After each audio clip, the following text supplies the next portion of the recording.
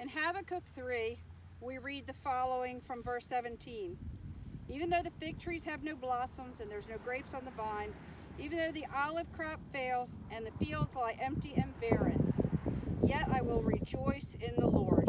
I will be joyful in the God of my salvation. Now, that's a really good example of the fallow season. Many times we see the fallow season as maybe the winter season in our particular region, as it would be for the mid-Atlantic states. But a fallow season is also when fields are empty. There's nothing growing. There's nothing that's been planted. They're just sitting there.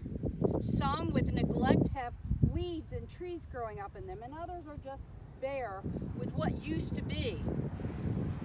So as we talk about the fallow season, we have to look at it through a little bit different perspective.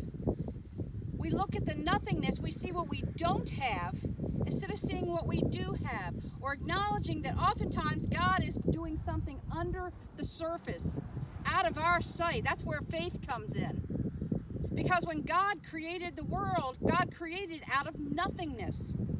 Sometimes the best thing we can be is empty for God's plan to be put within our life.